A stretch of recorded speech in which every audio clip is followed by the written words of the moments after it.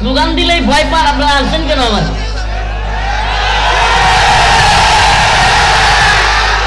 চুপ চুপ, হয়েছে হয়েছে হয়েছে, এত না, প্রথমে শুরুতেই যদি স্লোগান দেওয়া শুরু করেন কত ক্লান্ত হয়ে যাবে। আল্লাহু আকবার।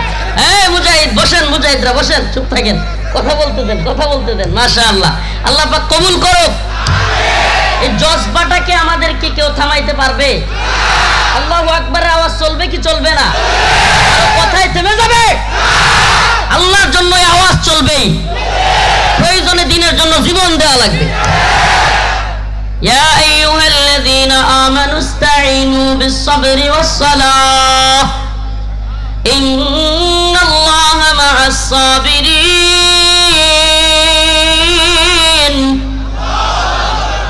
ওয়ালা তাকুলু লিমান ইউকতালু ফী সাবিলিল্লাহি আমওয়াত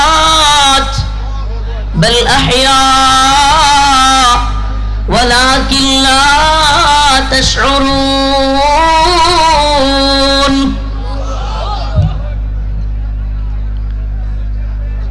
আমি আপনাদের সামনে যে আয়াতগুলো তিলাওয়াত করেছি সেগুলো হলো আল্লাহ পাক বলে দিচ্ছেন, বান্দা তুমি কার কাছে চাও? পৃথিবীর কোন ব্যক্তির কাছে চাও, দলের কাছে চাও, পৃথিবীর কোন রাজাদিরাজ বাদশার কাছে চাও, তুমি লাঞ্ছিত হবে, অপমানিত হবে।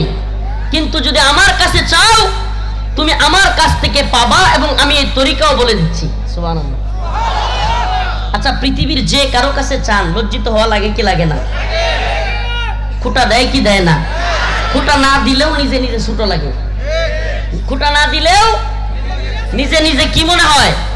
নিজের ছোট মনে হয়। কিন্তু একজন আছে যার কাছে চাইলে নিজেকে ছোট মনে হয় না। তিনি কে? ইন্নাল্লাযীনা ক্বালু রাব্বুনাল্লাহ,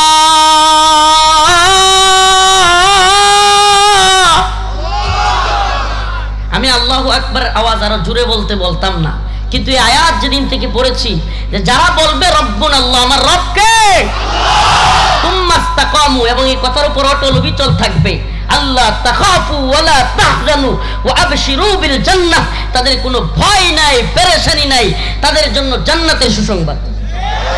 তাহলে আমরা আল্লাহর নাম বলবো না? ইস্তেকামত থাকবো না? যারা বলে তারাও ইস্তেকামতের সাথে থাকুক, আমরা সেই দোয়া করি। আল্লাহ কবুল করুক, বলে না আমিন। আর যদি এখনো কথা বলতেছেন, এখনো কথা বলতেছেন, বাবা কেউ কথা বলবেন না, দয়া করে, কেউ না।